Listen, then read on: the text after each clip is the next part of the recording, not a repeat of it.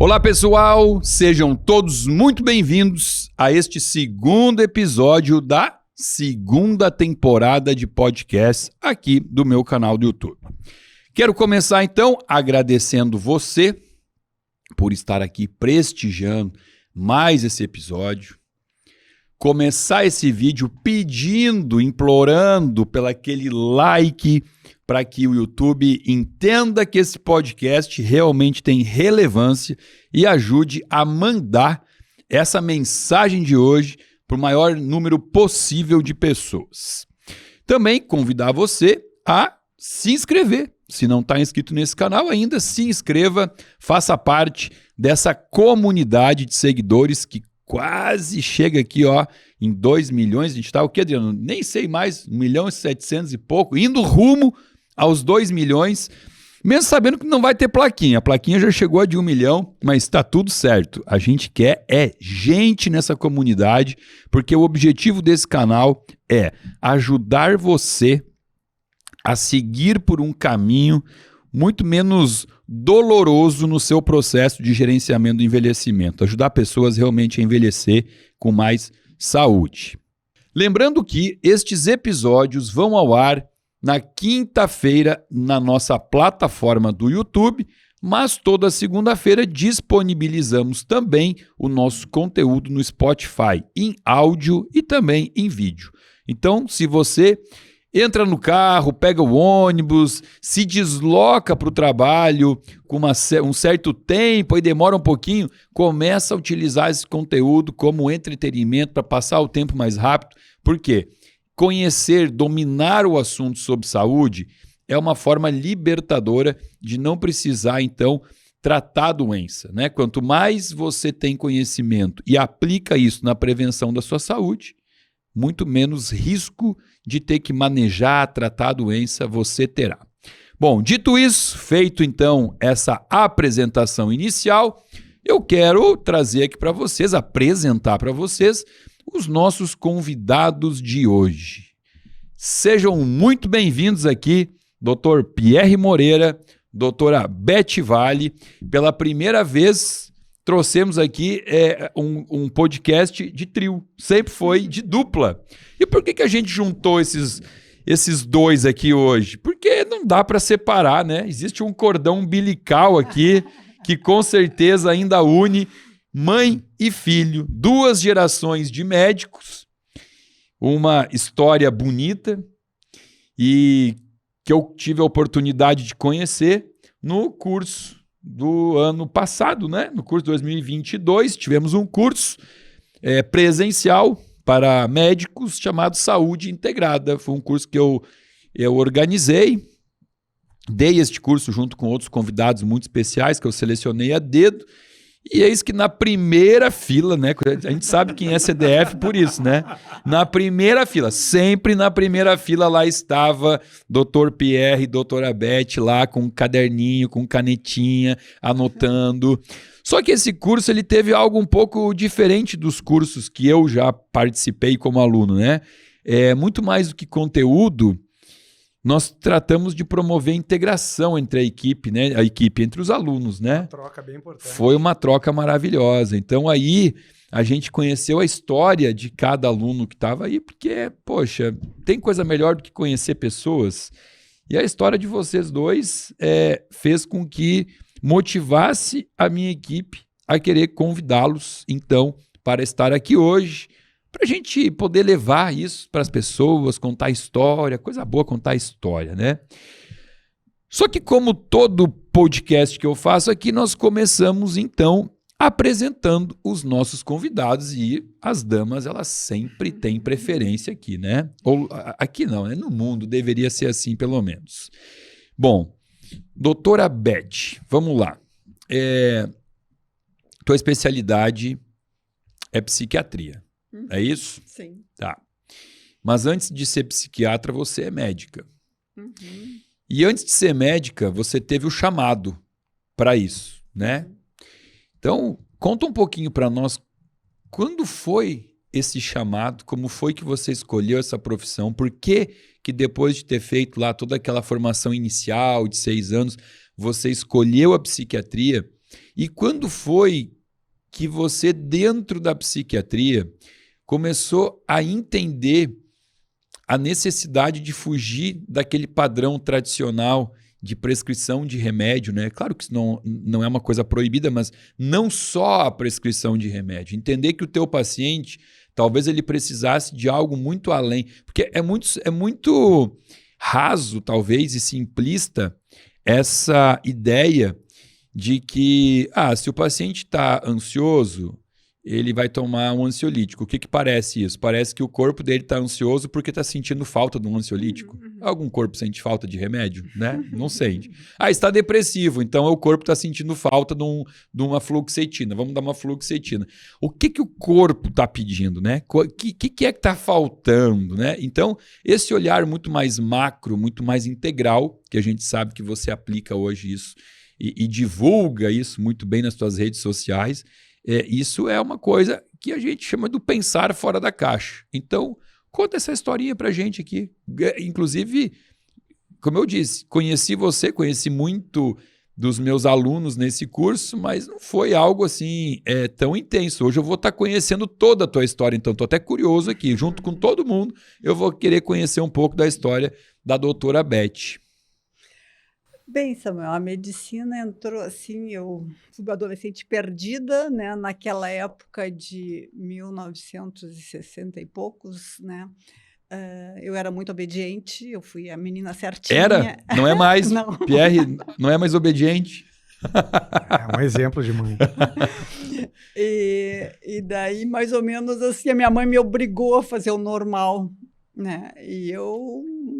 Não, né, professora primária assim não foi uma coisa que, né, e ela justificava isso como a mulher tem que ser independente, mas ser professora normal é uma profissão maravilhosa, linda, né, mas não era o que mexia comigo e também não dá independência nenhuma, né, e daí eu queria alguma coisa de ajudar as pessoas assim, então daí eu fiz o normal. Não queria continuar, não queria fazer estágio, daí estudei que nem uma doida, assim, e realmente passei na medicina, né? Mas tu queria ser jogadora de vôlei também, não? Olha aí, ó, ainda bem que o Pierre tá aqui, ó. Ainda bem que ele tá aqui.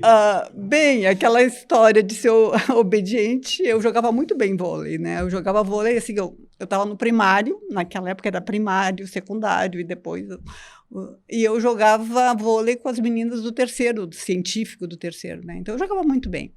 Mas a minha mãe dizia que eu estava ficando masculinizada com jogar vôlei, e daí cortou, e naquela época cortava e adolescente ficava quieto e deu, né? E acho que a minha mãe errou, mas assim, com todo carinho, acho que ela fez o melhor que ela podia naquela época e tenho a minha mãe assim, nossa, num lugar muito especial.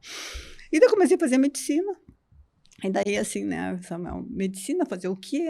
Né? Eu gostava muito de obstetrícia, mas obstetrícia, assim, eu não me imaginava não ter vida própria, assim, porque eu seria daquelas pessoas que eu não ia fazer cesárea sem necessidade e daí não ia ter vida própria, que era o que me encantava. E daí, em termos de cirurgias, eu tentei, mas eu não conseguia cravar um bisturi ali, eu não ia. Então, uma das coisas que eu pensei foi psiquiatria, que sempre me encantou, assim, estudar a mente humana, como é que funcionava, né? Sempre fui apaixonada por esquizofrênicos. Acho que toda a psiquiatra tem uma loucura dentro de si, né, para poder entender, né? E me apaixonei pela psiquiatria, e daí fui, né? E só que depois de um tempo, assim, aquela psiquiatria clássica, bem, dentro da psiquiatria eu também circulei bastante coisas, eu fiz...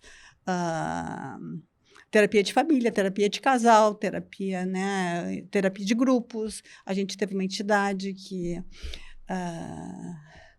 formava terapeutas de famílias, reconhecida pelo MEC. Depois eu dei aula na faculdade, na UNOESC, de medicina, lá de Joaçaba.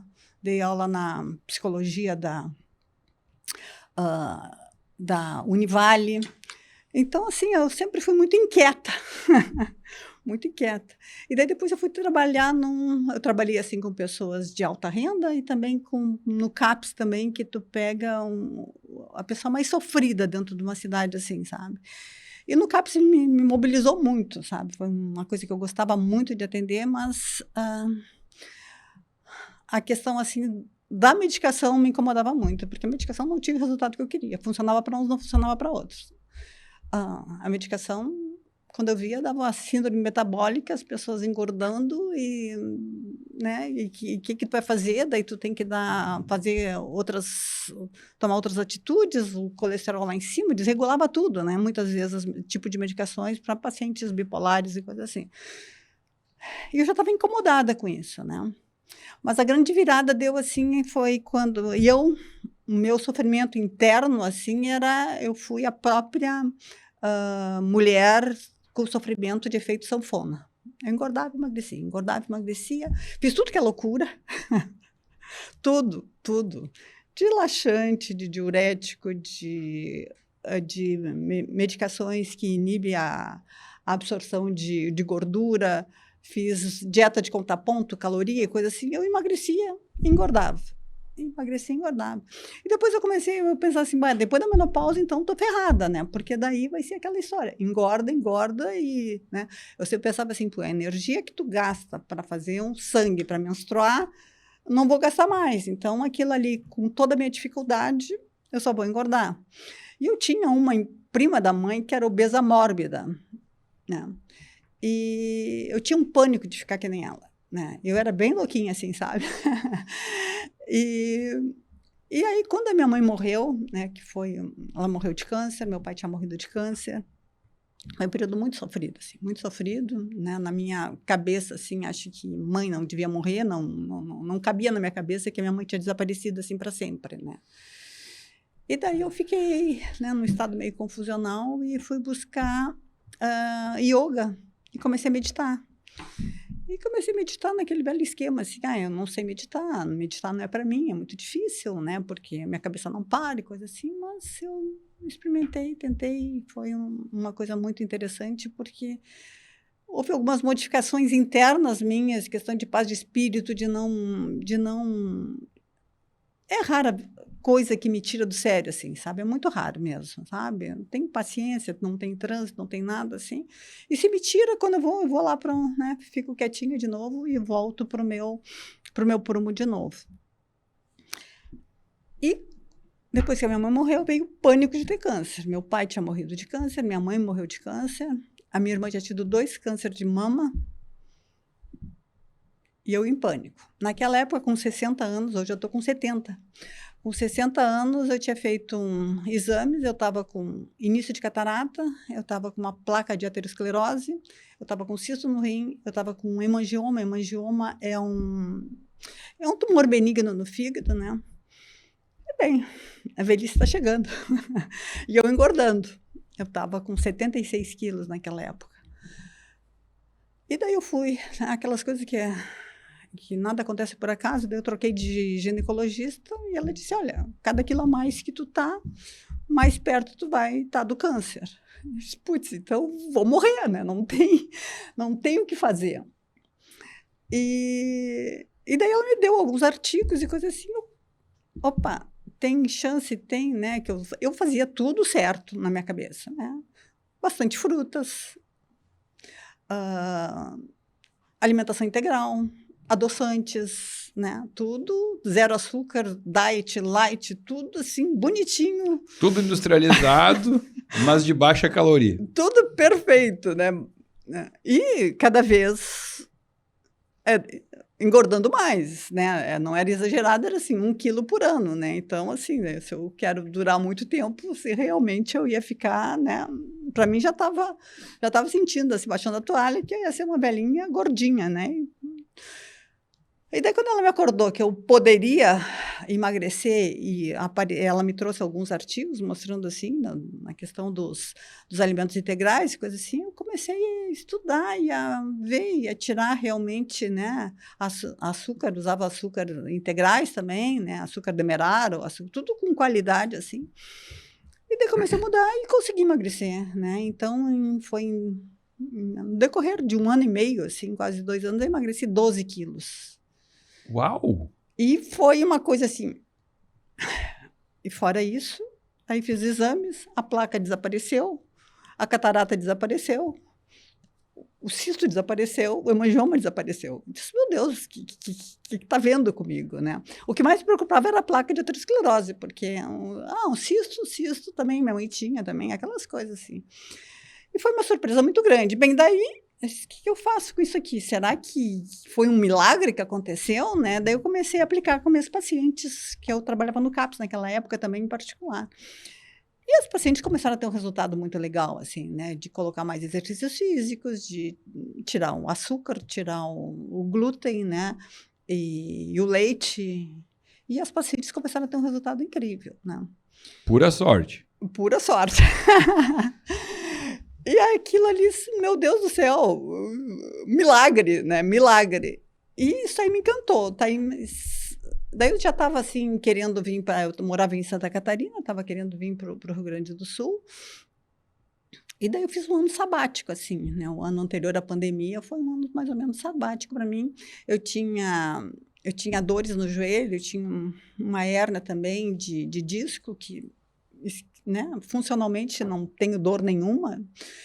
E o que aconteceu assim, não, o que eu faço com tudo isso? Daí, assim, né, internet. Mas assim, ó, eu era de uma pessoa que, sabe, as gordinhas sabem como é que é, né? A gente não aparece, não tira fotografia, se esconde de foto, de vídeo nem pensar. Então, eu sempre fui envergonhada, o Pierre sempre chegava lá com um vídeo ali, eu ficava furiosa com ele. Que ele ficava me expondo ali na coisa, eu ficava furiosa com ele, sempre muito envergonhada. Tá, e aí? Né? E daí fui, né? Daí, sim, a mim, eu acho que as mulheres merecem viver o que eu estou vivendo. Foi uma coisa assim, um prazer tão grande que eu tinha que... Transbordou. Que tinha que transbordar para outras mulheres, né? E o jeito de achar o maior número de mulheres realmente não tem como a internet, né? Que tu tem uma abrangência muito grande. E uma das coisas assim que até vendo o teu cocô aqui, eu... Meu cocô. Teu cocô é sacanagem. Esse é o Bristol. A escala de Bristol. Eu digo sempre assim, eu como psiquiatra, né, que queria estudar a mente, cérebro, os órgãos nobres, né, depois assim, estudando o intestino, eu vi que de alguma forma... né? Porque a pessoa trabalha muito com psiquiatria, ansiedade, depressão, transtorno de pânico, né? Quer dizer, a serotonina está lá embaixo, o que tu faz, né? Tu pega, tu dá um antidepressivo que ele fica lá administrando aquela serotoninazinha que tem ali, né? E inibe a recaptação e acha que fez grande coisa pelo paciente, né? E não dava resultado, às vezes dava, às vezes não dava, e tinha os efeitos colaterais, os pacientes ficavam zumbi, às vezes uns pacientes engordavam, outros pacientes, né, perdiam a libido, né, então era Mas a mãe fazia um trabalho comportamental lá bem legal, de catapinha, de desenho, que tinha uma área que os pacientes e algumas atividades que eles tinham que fazer extra, né? Uns pacientes estavam em crise muito intensa, assim, eu acompanhei, e aí eles saíam tudo junto para catapinha, para fazer artesanato, pintar pinha, depois... Trabalho manual. Trabalho manual, exatamente. Então era né? A mãe já tinha, muito antes dela ter essas ideias, dela já começar a ter essa conversão, ela já tinha essa ideia de que algumas atividades, interações, né, com o meio ambiente já ajudavam eles. Então isso era bem bacana. Que já estava dentro de você. Não, sempre fui, assim, de cuidado com a natureza, de cuidado com desperdício, de estar conectada com essa natureza, que eu acho que às vezes as pessoas se perdem muito, né? De estar conectada com o dia, com a noite. Mas o que eu estava falando é que, de alguma forma... Olha aí, ó. Chegou um cafezinho aí. O intestino, né, o intestino é responsável por 90% mais, né, da produção de serotonina. Então, se o intestino está ralado, não tem serotonina. Então, se não tem serotonina, o que os antidepressivos vão fazer lá, né, Samuel? Que milagre ele vai fazer, né? E aí, né, e assim, o que eu senti também foi um ganho energético, né, que eu não andava mais cansada, andava assim, né, uma tesão pela vida, assim, sabe, muito grande, assim. E, né, então o intestino é responsável por 90% da serotonina, por 50% da dopamina, que é o neurotransmissor do prazer. Meu Deus do céu, né? Então, foi uma descoberta nova isso aí, né? E daí comecei a na internet, fazia algumas coisas assim, às vezes deixava a câmera virada, me engasgava, dava branco, mas fui, né? Na cara e na coragem, um monte de gente dizia assim, não devia fazer, porque tu não tem jeito para isso, não sei o quê. Na verdade, quando ela começou esses cursos, ela queria que eu fosse a referência dos vídeos. Só que eu estava no início, eu estava num projeto, ela já estava tudo já pronto, né? Todo estilo de vida pronto, e eu estava num projeto que eu ainda não tinha ainda prática para poder, sabe? Eu não conseguia me convencer. Então, se eu não consigo me convencer, eu não consigo ser coerente, eu não vou conseguir passar verdade no meu olhar. Então, eu falei, mãe, nesse momento eu primeiro preciso atender os pacientes dessa forma para eu ver resultados para eu conseguir. São Tomé. É. Só acredita... esse, né? Só acredita na venda.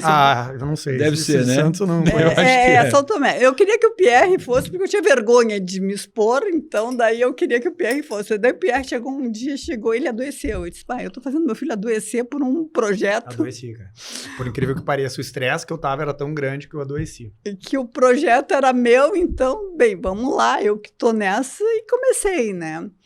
E nossa, o resultado é muito legal, né? Então, eu tenho um curso online que se chama Programa MADS, Mulheres Animadas Dispostas. Eu achei fantástico. Muito bom. Todo mundo chega, eu quero ser uma MAD, eu quero ser uma MAD. Deu, esse nome fechou tudo, cara. Ficou muito bacana. E deve ser mais MAD, pode ser MAD, pode ser louca, crazy, também é válido. E, assim, o resultado foi muito legal, assim, né, Samuel? Então, hoje eu tô muito feliz, assim, né? No Instagram eu tô com mais de 900 mil seguidores. Tá com quase 1 milhão, o que eu vi lá. Tá faltando pouco para 1 milhão. Então, assim, o retorno, assim, que a gente tem de pessoas, assim, tem uma Marinete, uma senhorinha lá, que ela tava uma velhinha, assim. Então, em 2 meses, que é onde eu acompanho melhor, assim, essas mulheres, nossa, a mulher tava que não conseguia caminhar e daqui a pouco tá correndo, né? Emagreceu 8 quilos e feliz porque ela precisava estar bem para cuidar da mãe que tem Alzheimer. E ela feliz, assim, né? Daí eu chamo essas mulheres que tiveram esse resultado, assim, pessoas simples, assim, mas muito... com uma inteligência emocional muito grande, assim, e são madrinhas das novas turmas, assim, sabe? Para trazer experiência, para ver, assim, se eu posso, tu também pode, né? E uma das coisas que eu tenho trabalhado muito é a questão de ser gordurofóbica, né? Que tem aquela... né? Eu chamo as células de gordura de células vampiras, né? Que elas entram no teu corpo e tiram toda a energia tua, né? Loser. Então eu estou muito feliz desse momento, assim, né? E muito feliz, assim, e dentro desse processo todo eu comecei a meditar, daí eu chamei, né? Daí o Pierre também, eu estimulei ele, dei um livro para ele sobre mindfulness, né? E na realidade o Pierre também é o São Tomé, ver para querer, né? É cético. Muito cético. E daí ele acordou um pouquinho, assim, e daí também... Não, eu comecei a praticar nos meus pacientes na emergência. Eu tive várias histórias que foram, assim, surpreendentes. Tanto que tive uma paciente que ela ia todos os dias em crise, achando que estava infartando e tinha que fazer morfina. Só saía depois de morfina. Aí, estou eu atendendo lá na emergência, daqui a pouco toca aquela sinetinha. Que tu sabe que chega a acelerar o coração, né? Porque tu não sabe o que vai vir na vermelha. Bomba. Chego lá, tá ela tremendo, o que houve? Não, é uma paciente que tá sempre aqui, é uma paciente que perdeu recentemente uma parente por infarto, então ela acha que tá infartando sempre, tá vindo toda semana, é só fazer morfina que ir embora. E eu falei, como assim só fazer morfina e ir embora? Não tem essa, vou conversar com ela. Aí comecei a conversar com ela, e ela nervosa, tremendo, doutor, eu tô infartando. Eu falei, não, te acalma, vamos fazer o seguinte, eu vou botar a mão na tua barriga, e quando tu puxar o ar, tu vai empurrar a minha mão, e depois tu vai soltar todo o ar e eu quero ver minha mão descendo. Tu vai fazer isso 10 vezes. E aí ela foi, voltou, foi. E aí, como é que tá sentindo? Dela, doutor, eu tô melhor. Daí eu falei assim, pessoal, faz uma dipirona nela, depois eu quero reavaliar. Aí fui pra sala, fui lá, voltei a atender, daqui a pouco veio uma galera correndo assim, os enfermeiros técnicos. Doutor, o que tu fez pra aquela paciente? Falei, matei ela, né? O que eu fiz pra paciente? Ela não quis fazer medicação, ela foi embora, doutor. Daí eu falei, não tá de sacanagem comigo, quase correndo lágrima do olho, né?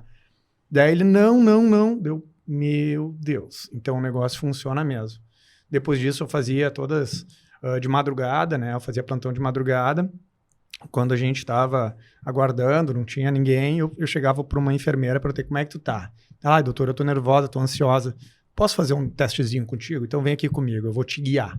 E aí eu guiava toda a meditação dela. Quando ela abriu os olhos assim, ela começava a olhar assim, parecia que ela estava no outro planeta, assim, como se tivesse tido...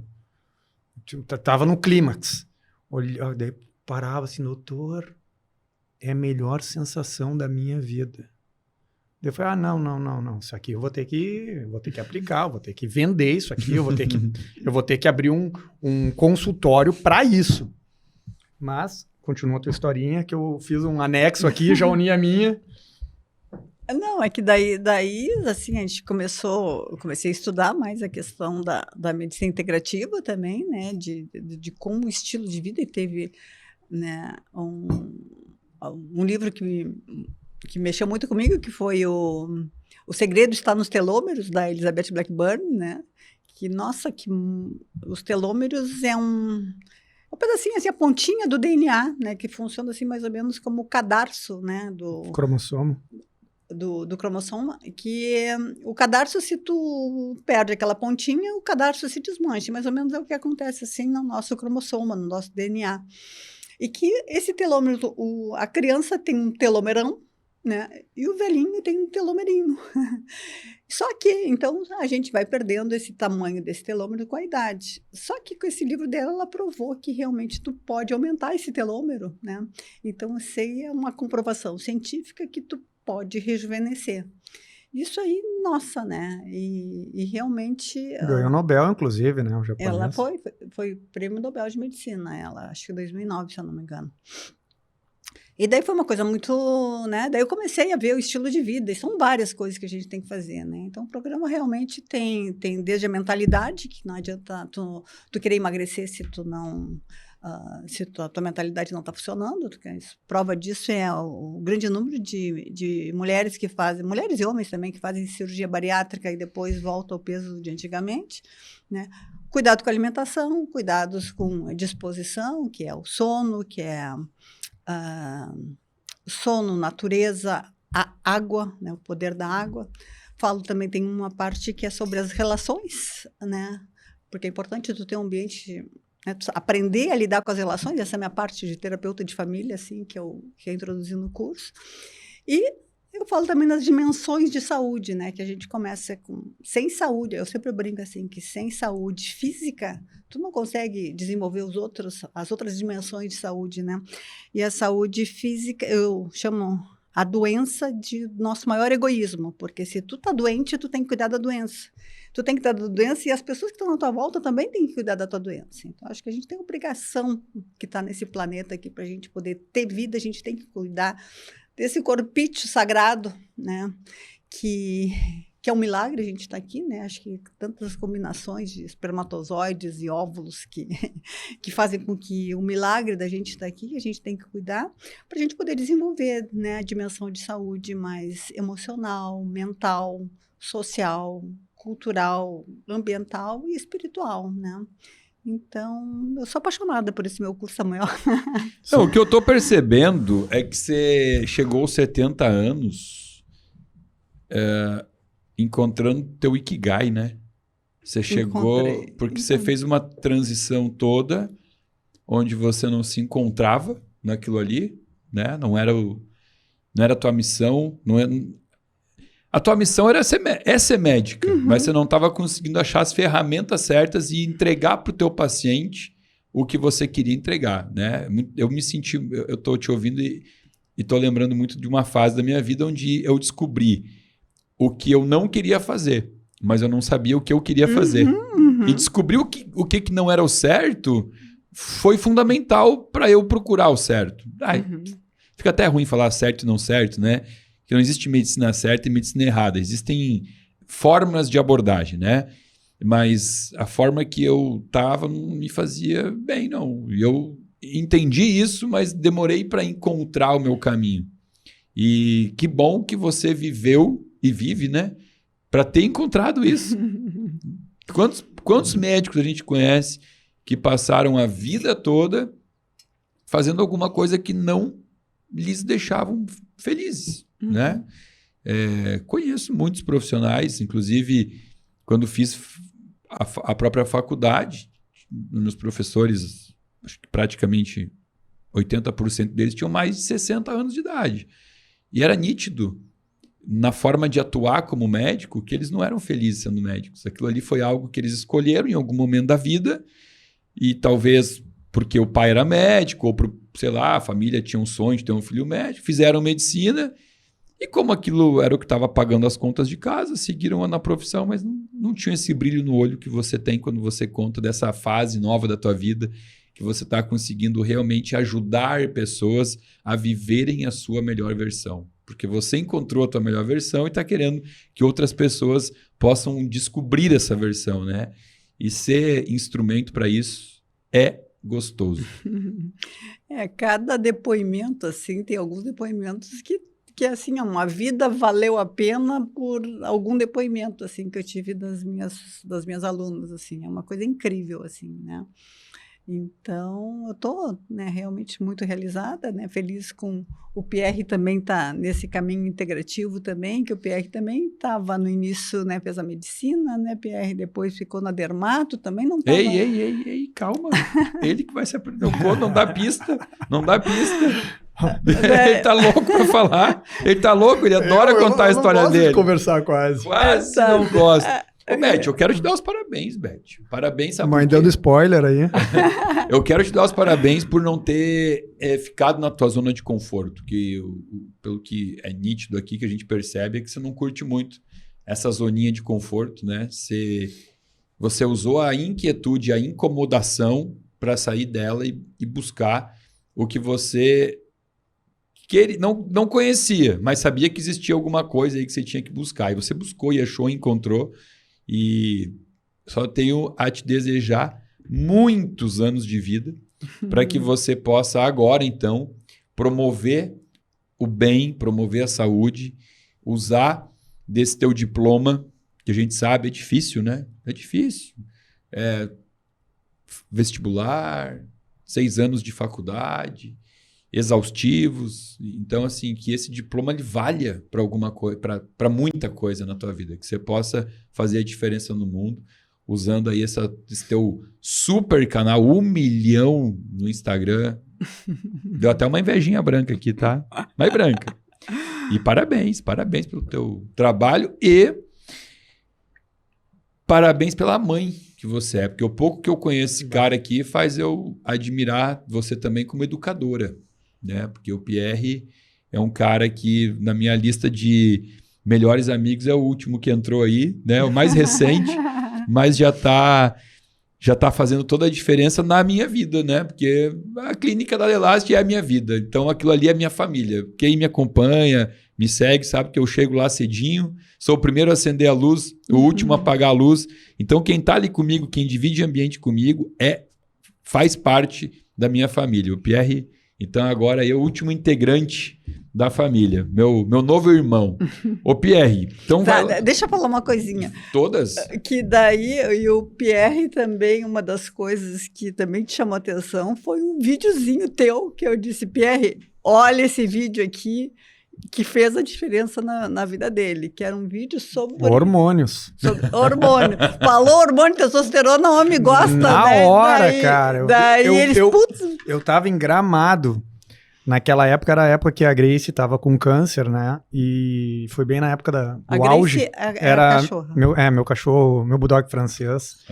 E aí era bem na época do auge. No auge, foi bem nessa época, que em março de 2021 foi quando explodiu a história do Covid mesmo, né?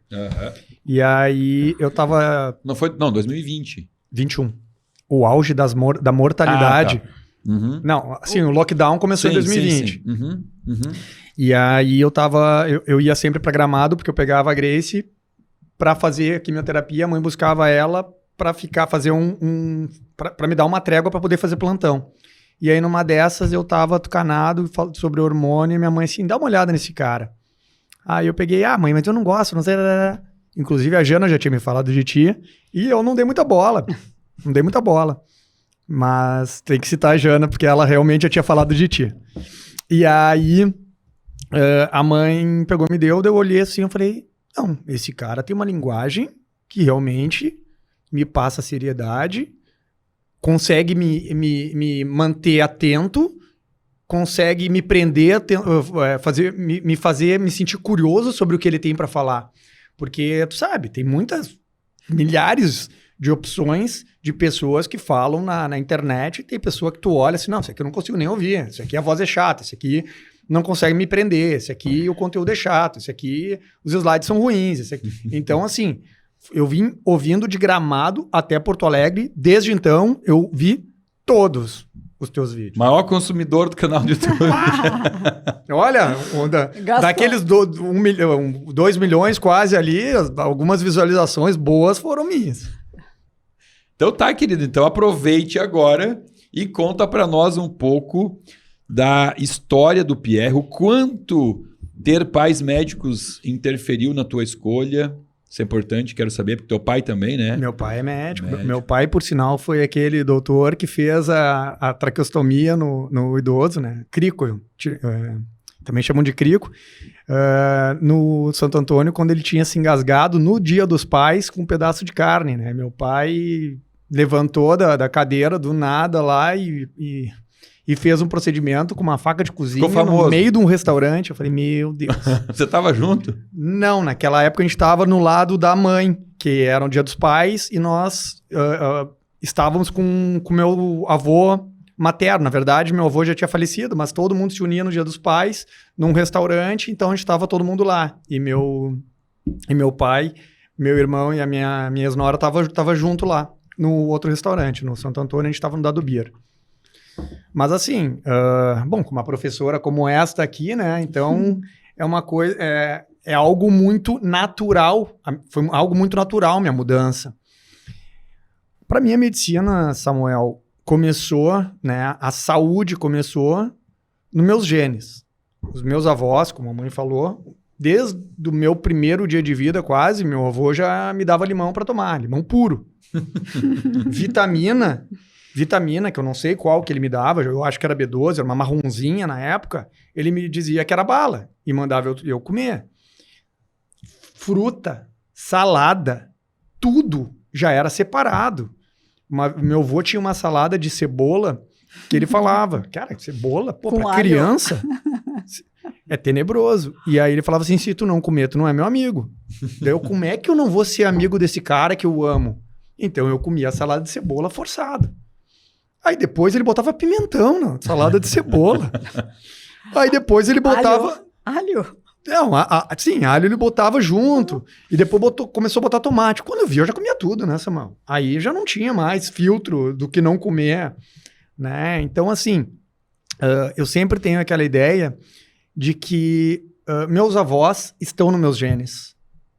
Então, eles fazem parte das minhas condutas. Não só pelos meus pensamentos, mas nas minhas atitudes, eu fazendo isso, eu me sinto perto deles.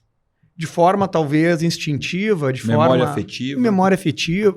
Memória afetiva, minha avó gostava muito de fazer doce, né? Nesse ponto, eu já nunca fui fã de doce, cara. Nunca fui fã de doce. Eu me lembro meus amigos, quando lançaram aqueles leite condensado, que depois faziam em formato de pasta de dente, os caras viravam na boca, começava a me palpitar o céu da boca. Eu nunca fui fã de doce, nunca gostei. Então eu tive essa facilidade. Bom, então assim, eu vim da veterinária, né? Eu sou veterinário. Durante a veterinária, eu queria ser criador de avestruz. De avestruz? De avestruz, eu tinha criação de avestruz. Eu não sabia dessa Não sabia dessa história. E era fantástico, assim, era muito bacana. Inclusive, a minha formatura de veterinária foi com... Os enfeites eram ovos de avestruz, estão tudo na casa da mãe. E para mim era aquilo, todo o optativo, né, o estágio optativo, os últimos anos, eu fiz só sobre avestruz. Quando eu me formei foi em 2005, o Marcel se formou em 2006. Aí eu já tinha um irmão médico. Aí eu já tinha uma referência de como era um recém-formado, né? Então, assim, em 2005, no Brasil inteiro, acabou a produção de avestruz. Acabou, dizimou. Todo sonho que eu tive, o pessoal começou a vender avestruz assim, a preço de... dando avestruz, porque estava dando prejuízo, porque não tinha o produto final. Aquela história de, não, tudo se aproveita, vira couro, vira pluma, vira bico, vira não sei o quê, vira... Não tinha consumidor final. Não tinha muita gente que queria carne de avestruz. Para te conseguir abater um avestruz, tu tinha que trazer um cara que ia abater todos os avestruz. Tu tinha que parar um frigorífico, alugar um frigorífico para abater. E os avestruz não tinham um tamanho padrão. Então, era horrível, cara. Era horrível. E eram vários criadores querendo abater, só que o nível, a altura deles não era o mesmo, eles queriam abater igual porque estavam tendo prejuízo, e aí ia perder a qualidade do produto para poder exportar. Um caos. Aí, durante a residência da veterinária, que eu fiz em parasitologia e patologia, eu comecei a querer publicar muita coisa. E toda vez que eu queria publicar algum artigo, me falava assim, não tem nada na veterinária, porque não tem interesse. Patrocínio. Não tem interesse, cara, porque o bicho... É mais fácil sacrificar o bicho do que tu investir nisso, entendeu? Naquela época ainda não tinha tanta gente que investisse em animais. E aí eu comecei mas todos os recursos que eu utilizava para fazer os artigos eram livros de medicina. Então o primeiro livro que eu comprei de medicina foi o Robbins. E aí eu estudava pelo Robbins. Sempre olhando Robbins. E nisso meu irmão já conseguindo seguir a vida dele recém-formado. E eu já 1 ano e meio penando na residência, não conseguindo nada e me tendo dificuldades, né? E aí eu estudando medicina. Um dia eu falei para a mãe, o que tu acha de eu fazer medicina? Daí ela, meu Deus, apoio agora, não sei o quê. Daí já me acendeu aquela lampadazinha. Meu irmão estava estudando para o vestibular, o mais novo, e eu falei, vou estudar com ele. Aí comecei a estudar com ele. Daí fiz medicina, consegui aproveitar algumas cadeiras, consegui me formar em 5 anos. Então, e outra, entrei na medicina já com uma outra cabeça, né? Porque quem recém entrou do vestibular, teoricamente, não sabe ainda estudar, não se conhecia. E eu já sabia muito como eu funcionava. Inclusive, quando eu, no primeiro semestre de medicina, eu comecei a fazer DVDs de todas as matérias e eu unia num só. E eu batia foto de todas as aulas de anatomia e aí eu botava explicações sobre tudo, unia todas as aulas, até genética eu botava, né, explicações clínicas no meio e eu vendia CDs para os alunos. E, um business. Vendi mais de 85 CDs. Os professores ainda começavam a fazer propaganda dos meus CDs. Então, isso foi muito bacana. E aí, bom, durante a medicina, obviamente, eu gostava de tudo. Cara, tudo. Não tinha ideia do que fazer. Tanto que eu comecei na Traumato. Aí na Traumato, eu me lembro, daí começava, na Traumato tu vai ter muito raio-x e não sei o que. Durante as cirurgias, daí eu comecei, não quero ficar tomando radiação. Aí na Traumato já cortei fora. Daí, eu quero neurocirurgia. Daí eu fui pro lado da neurocirurgia, sabia tudo de neuro, inclusive abri a liga de neuro da Ubra, fui eu que abri. Decidido o que eu queria. Daí depois eu fui ver, depois da residência de neurocirurgia, tinha que fazer primeiro neuroclínica, depois mais neurocirurgia. Eu falei, meu Deus, é muito tempo. Daí eu falei, não quero mais isso. Eu falei, não, quero anestésio. Aí fiz todo optativo em anestésio. Então, foi bem bacana, só que a minha dificuldade, né? Que você não gostava de fazer palavra cruzada. Não podia ser nem tomar muito café. Não. O trabalho deles é um trabalho seríssimo, assim, só que eu tinha uma dificuldade muito grande, que eles falaram, isso é normal, que era a atenção. Né? Então, eu morria de medo de daqui a pouco pegar a medicação errada e prescrever de forma errada. Então, aquela responsabilidade ali de um piscar de olhos, eu pegar a medicação errada, eu me assustava. É Então, muito sério, né? muito sério. Então, eu peguei, quer saber? Não quero mais saber disso. E aí, comecei na emergência, como todo mundo. Na emergência, logo em seguida, o Marcel veio de São Paulo e começou a dar aula de dermato aqui, né? E eu comecei a ter aula de dermato com o Marcel. E foi muito bacana, porque a experiência de 2 irmãos, ele contando histórias da gente de infância durante o curso, me aproximou muito dele. Então isso foi muito legal, né? Depois que ele foi para São Paulo, ele ficou um pouco mais recluso, tudo, mas durante o curso de dermato me aproximou muito dele. E nesse meio tempo, junto com a emergência, eu comecei a perceber que muitas das doenças das pessoas eram psicossomáticas. Doenças de pele, né? Umas doenças muito feias. Tinham muitos que depois eu descobri que não eram só psicossomáticas. Mas naquela época... Foi a primeira relação A primeira relação com o cérebro, assim, dessa parte emocional, foi com doenças psicossomáticas. E aí eu conversei com a mãe a respeito da meditação, eu comecei a fazer yoga. Mas a yoga que eu fazia era uma yoga muito radical, assim, aquela bem tradicional. Não pode... Começou a aula, ninguém mais entra. E para estacionar lá era muito difícil. Era uma área muito difícil. E eu tinha que, no plantão, uma pausinha, ia lá, queria fazer yoga, se não desse para estacionar, eu já não podia mais. Isso foi me deixando nervoso. E eu falei, não quero mais saber de yoga. Era para ser bom e se tornou ruim. Exatamente. Eu falei, o que adianta fazer yoga? Tu não consegue fazer, porque não precisa de um espaço. Daí minha mãe me disse, não, meu filho. Existem práticas que tu pode fazer até conversando. Que tu pode fazer caminhando. Eu, que fazer caminhando, conversando? Aí ela me deu o livro do Mindfulness. Ali sim, foi que eu comecei a ler a respeito daquilo, mas eu não aplicava. E eu... li todo o livro, eu falei, e agora? O que eu faço com esse livro? Aí eu ganhei um livro chamado Ciências da Meditação. Esse livro, Ciências da Meditação, ele falavam de monges que foram utilizados em vários experimentos, em vários tipos de testes, desde imagem, desde teste de suor, de frequência cardíaca, em que eles foram mostrando os resultados de pessoas que meditavam, que não meditavam, que meditavam com frequência, e foram mostrando alterações nos testes. E como eu era muito cético, como eu sempre fui, eu comecei a ver que realmente funcionava. Aí um dia eu estava lendo esse livro e chegou um paciente. E eu não me lembro qual era a queixa do paciente. Era uma queixa dermatológica, mas o paciente tinha Parkinson. Do nada, eu cheguei para ele e falei assim, olha, posso fazer um teste contigo? Ele, mas que tipo de teste? Não, eu só queria te guiar na tua respiração. Daí ele assim, pode. Deu, então fecha os olhos, respira de forma lenta, segura o ar, solta o ar, fui indo. Daqui a pouco, pronto, agora abre os olhos. Dele, doutor, me empresta uma caneta? Eu emprestei uma caneta. Ele pegou, fez uma assinatura assim e começou a chorar. Eu olhei para ele e perguntei, mas por que o senhor está chorando?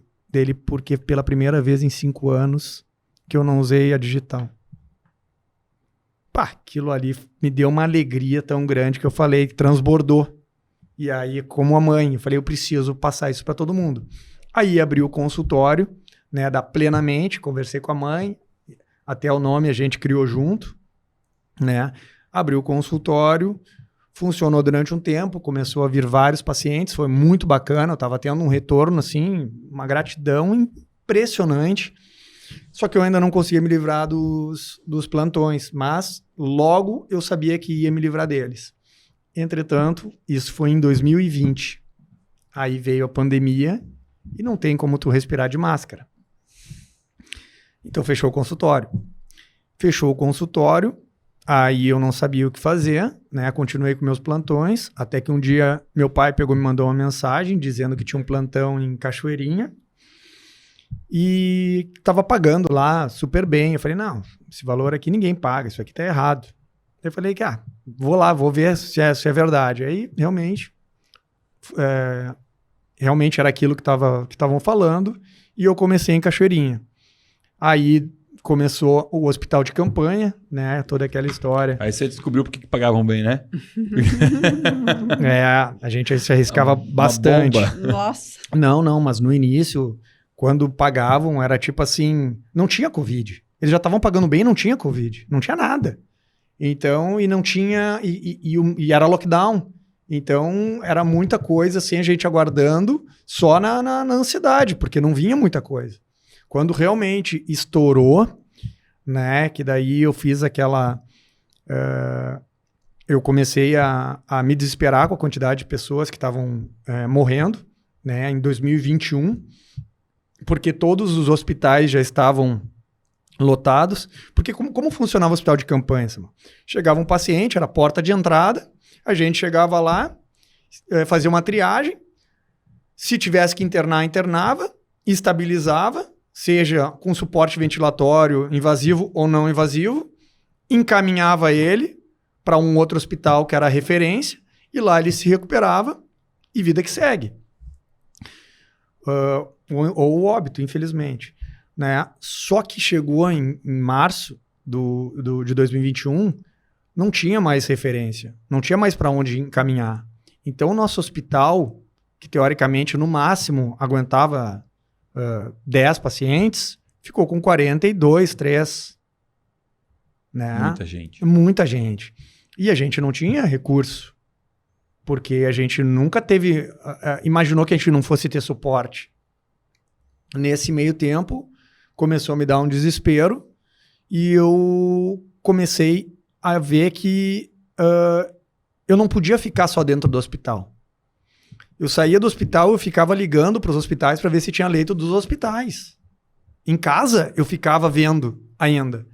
E isso começou a me dar um desespero, e nisso o meu Instagram começou a vazar para que pessoas pudessem até mim buscar suporte para a doença. E eu comecei a dar um suporte para essas pessoas e comecei a ver que estavam tendo resultados maravilhosos. Só que eu não me sentia vontade de cobrar elas, porque é a vida delas. Como é que eu vou cobrar por um negócio que, se eu não ajudar, vai matá-las? Eu não conseguia, era mais forte do que eu. E eu queria ajudar e não sabia como. Aí um dia, conversando com a mãe, obviamente tinha que vir dela, né? Ela falou, por que tu não faz uma vaquinha? Daí eu falei, uma vaquinha, vou fazer uma vaquinha de compra de respirador. Porque começou a faltar suporte lá no meu hospital, então vamos fazer uma vaquinha. E nisso eu peguei e fiz toda a propaganda da vaquinha, fiz todo o layout da vaquinha, e aí coloquei na internet e as pessoas começaram a ajudar. Começaram a ajudar. Mas nisso eu descobri que tinha um Instituto Cultural Floresta, que eles estavam juntando dinheiro para comprar matéria-prima, comprar equipamento hospitalar para ajudar hospitais. Insumos hospitalares, eles estavam ajudando. Era um grupo de empresários do Instituto Cultural Floresta. E eu descobri isso aí por um amigo meu que enfim, trabalhava com uma vereadora. E aí, por causa dele, o meu e-mail chegou na prefeitura. Chegou nesse pessoal. E eles leram o meu e-mail, gostaram. E aí os empresários da cidade que eu estava trabalhando se uniram e começaram a comprar os respiradores. Então eles começaram não sei... a vaquinha virou um vacão aí. Virou. E aí eu ganhei 9 respiradores. 9? Pô, é caro cada respirador. 9, é uns 50 mil. Ou seja, eu tenho 9 respiradores lá. Entendeu? Então, assim, isso para mim começou a me dar um propósito. Mas nesse meio tempo, durante a pandemia, eu já estava fazendo... antes da pandemia, a gente fez um curso de medicina... A gente estava fazendo formação em medicina ayurvédica, que faltou a mãe falar esse detalhe. E durante a pandemia, eu comecei a ter o contato com os alimentos também, e a medicina ayurvédica acabou com a pandemia, porque daí era aulas online com pessoas, inclusive da Índia lá, não entendia nada do cara. Eu falei, não. Eu larguei fora, a mãe criou um grupo com outras pessoas, elas se formaram e eu não me formei. Aí eu fiz o curso de nutrologia. E aí comprei o curso de nutrologia, fiquei fazendo EAD. E nesse meio tempo comecei a ir mais para essa área de medicina integrativa. Comecei a perceber a importância, principalmente porque eu comecei a ver o perfil das pessoas que estavam inflamando, só que eu não entendia por quê. Quando eu comecei a fazer o curso de nutrologia e ver teus vídeos e ler outros livros, né, pegar outras referências, eu comecei a ver que o que estava acontecendo com eles era a falta das mitocôndrias. Que a mãe já tinha me falado a respeito das mitocôndrias e eu tinha, que mitocôndria, o que é? Não tinha ideia para que servia e depois eu falei, meu Deus do céu. Então, por mais que os pacientes passassem uma ideia que eles estavam saudáveis, tu via que tinha uma barriguinha, que tinha alguma comorbidadezinha, que olhando a fundo, a origem era a falta de mitocôndria. Depois eu percebi que a falta de mitocôndria levava uma acidose respiratória muito rápida, produção de ácido lático, que daí não entregava, a hemácia não entrega o oxigênio. Então, tudo isso fez sentido. E eu comecei a ver que através, né, do hospital de campanha, eu tinha finalizado a minha experiência de emergência, porque junto com o hospital de campanha eu estava também fazendo o teu curso. Ali eu adquiri conhecimento suficiente e segurança para poder largar a emergência. Olha que história linda. Histórias lindas aqui de vida, de profissão. Mas aí vamos fazer o seguinte, cara, que eu adorei esse teu gancho aí. Você teve uma expertise muito grande nesse hospital de campanha, recebendo pacientes com Covid. O Covid ele foi um vírus que, na minha opinião, ele foi muito mal interpretado. Total. Né? As pessoas, em algum momento, elas começaram a achar que Covid matava. Né? E eu, na minha ignorância em infectologia, estudando esse vírus, nunca achei que Covid pudesse matar. Né? Por quê? Porque o nosso sistema imunológico ele tem uma capacidade plena de lidar com o Covid. E quando eu falava isso, e eu tinha que cuidar como eu me posicionava em relação a isso, eu era atacado. Porque as pessoas falavam assim, tu é um louco. Então, como é que tu explica tanta morte no mundo por Covid? Não, é muito fácil de explicar. Você pega essas pessoas que morreram e faz uma análise retrospectiva do carrinho de supermercado delas. Fácil. Olha o que essas pessoas comeram anos antes de pegar a Covid, você vai entender, né? Por quê? O nosso sistema imunológico ele é perfeito, ele é magnífico, ele consegue lidar bem com um vírus como o Covid-19, desde que a gente não atrapalhe, né? E o grande problema é que o nosso novo estilo de vida, ele passou a ser um estilo de vida que compromete demais o nosso sistema imunológico, né? Em que aspectos? A gente dorme cada vez pior, o sono ele modula a imunidade, a gente se estressa cada vez mais, o estresse é um modulador de imunidade, a gente toma pouca água, a gente se expõe menos ao sol, pô, vitamina D é cofator, como você disse, né? A gente tem... A gente você percebeu nos teus pacientes ali que existia alguma coisa que era comum a todos, né? Por que alguns saem bem? Por que alguns é uma gripezinha, outros se entubam, outros morrem, né? E você teve a experiência, a capacidade de fazer esse teu próprio laboratório, né? Enxergando isso. Eu tive essa experiência principalmente quando eles ficaram... A gente não conseguiu mais encaminhá-los, né? Então a gente viu que morriam muito rápido. Em março de 2021, não dá. Daí, depois que eu fui entender por que eles morriam, porque não dava tempo de produzir mitocôndria. Né? As pessoas que geralmente se salvavam, quando eram entubadas, é que o organismo acabou criando uma forma, né, com outros recursos, de criar uma biogênese mitocondrial e provavelmente isso salvou, porque tinha pneumonia, né?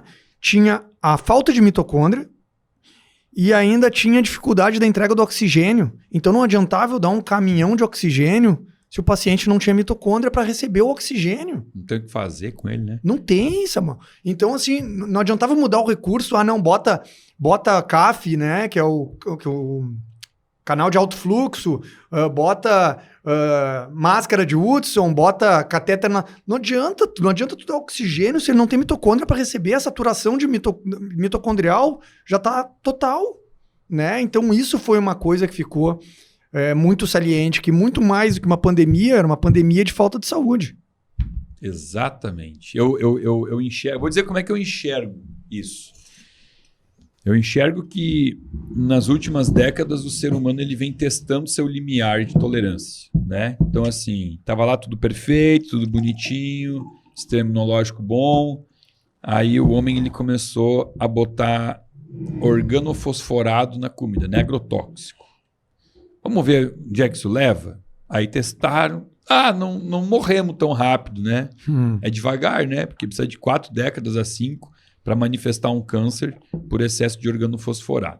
Então tá, então agora que a gente já viu que o organofosforado não mata rápido, vamos mudar geneticamente aqui, né? Aí veio o Norman Borlaug lá e ganhou o prêmio Nobel porque mudou o trigo. Eu daria outra coisa para ele, não um prêmio Nobel. Mas tudo bem. Eu botaria aquelas orelhinhas de burro assim, sabe? Que botava para os alunos antigamente. Aí veio o refinamento. O flúor na água. Na água, na pasta de dente. Ixi, nós vamos receber um monte de crítica aqui agora de dentista. Aí veio o produto industrializado, produto processado.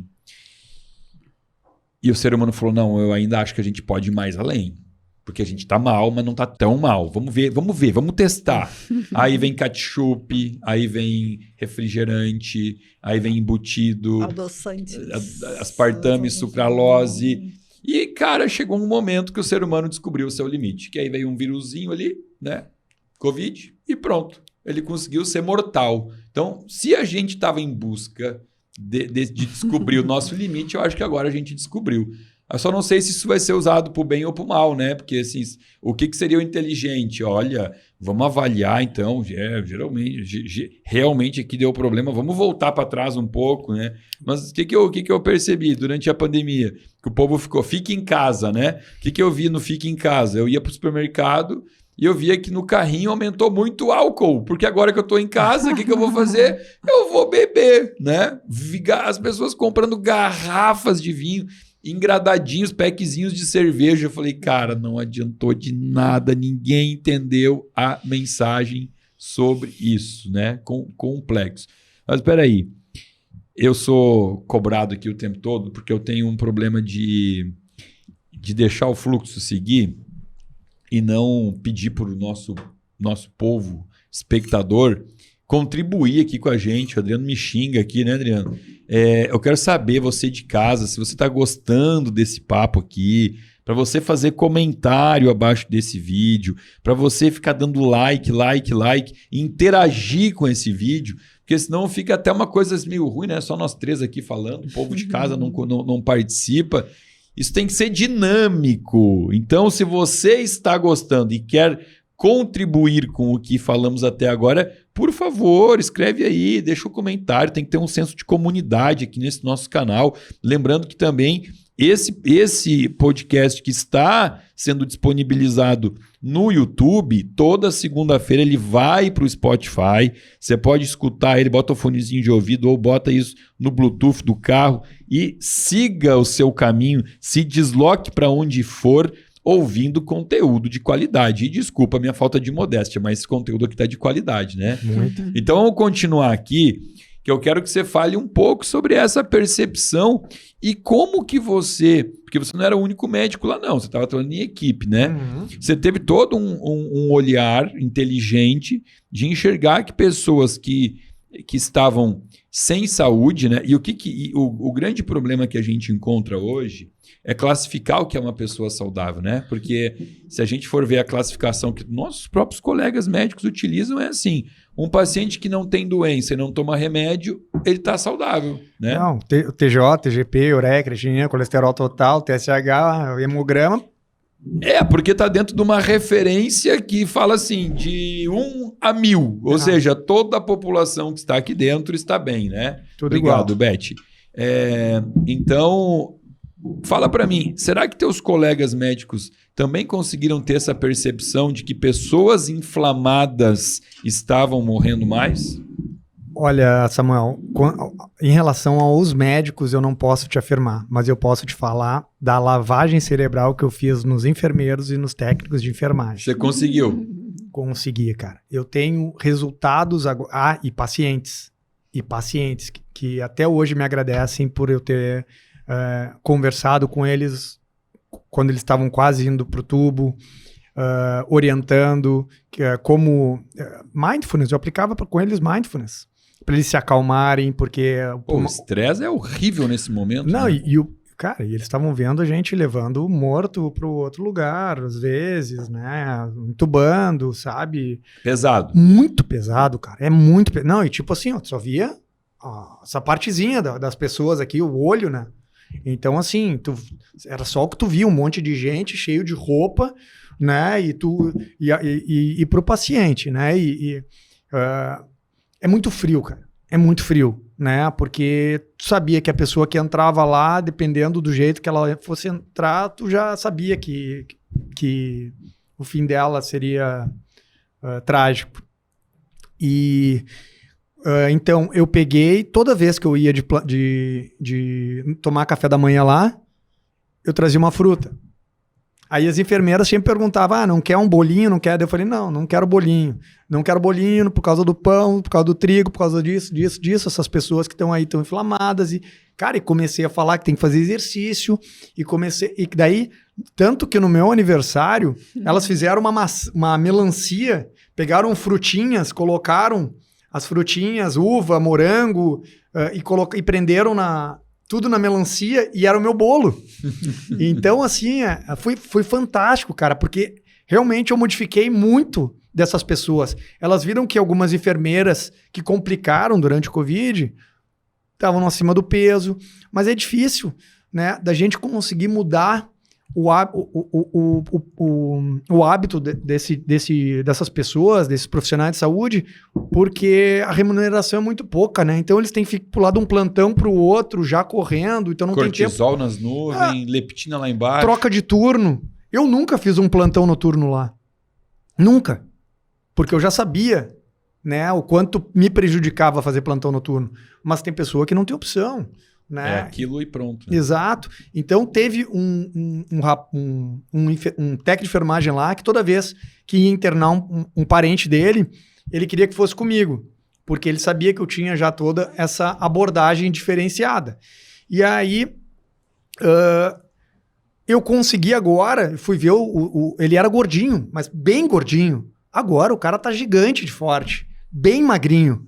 Então, assim, ele falou, tu tem uma boa influência em tudo isso, muito obrigado, doutor. Vários pacientes que saíram, que conseguiram sair, que estavam muito mal, essa que eu te falei, estava quase sendo entubada, ela conseguiu sair, mudou todo o estilo de vida, começou a fazer academia, começou a melhorar, porque a atrofia que o Covid causava era muito importante também, né? A atrofia muscular, porque tu fica parado muito tempo, e tem um amigo meu, até médico, que ele foi entubado lá na Santa Casa, ele perdeu 20 quilos e o cara, teoricamente, para ele se sentia muito forte, mas ele era inflamado, né? Era um paciente que tinha asma todos os dias, ou seja, só o fato de ter asma, então ele já consome alimentos inflamatórios e fazia muito uso de corticoide, de Aerolin direto e não cuidava do básico, né? Que era o sono, que era a alimentação. Médico ele? Médico, foi entubado, ficou... foi um caso, até fizeram o primeiro procedimento, aquele de... como se fosse uma hemodiálise do pulmão, fugiu o nome. Tem um termo... Da pleura? Tem um... Madrenário. Tá, eu sei que não lembro o nome. Eu também não... agora não veio o nome. E aí ele foi o primeiro que fez esse procedimento aí, se salvou, mas foi bem feio o negócio, ficou com umas escaras gigantescas, tudo bem complicado. E assim, eu vi que o pessoal, muitos modificaram, né? Muitos médicos modificaram, mas a medicina, ela continua sempre com a mesma premissa, né? A saúde é ausência de doença. Então, eles não conseguiram... Médicos eu não consegui convencer muitos, não. É difícil. Acredito que não. A gente sabe que nossos colegas médicos estão dentre a classe de profissões mais doentes, né? Não, e as mulheres são as que morrem muito mais que homens, pelo que eu li a respeito ainda. As médicas.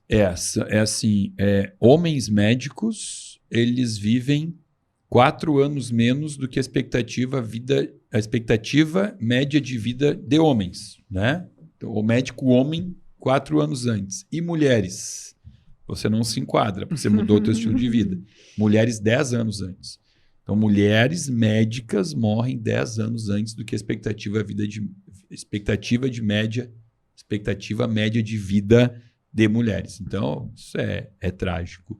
E claro, né, tem todo um porquê por trás disso. A mulher, ela vai para a medicina, mas ela continua sendo mãe, ela continua sendo esposa, ela tem que cuidar da casa, não sob tarefas domésticas, ela administra a casa, né? Então, isso é muito claro o porquê.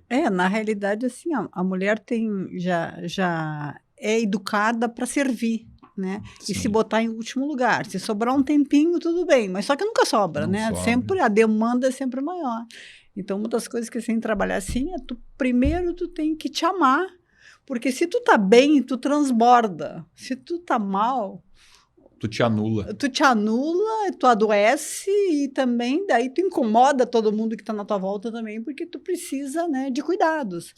A mulher tem muito essa questão da menopausa também, né? Porque a menopausa, ela abre um buraco, uma brecha muito grande para adoecer, né? A mulher, ela sofre muito mais que o homem com a perda e a ausência dos hormônios, né? Não, e na realidade, assim, acho que a questão da mentalidade também, né, Samuel? Porque, assim, falando por mim e pelas alunas, pacientes, assim, a sensação que tu tem, bem, daqui a pouco tu tá bem, daqui a pouco simplesmente para a tua menstruação, acabou a tua fertilidade. E daí tem uma confusão, assim, de acabou a fertilidade com a produtividade, com a vida e coisa assim, né? Não sou mais mulher. Não sou mais mulher, não posso mais criar, né?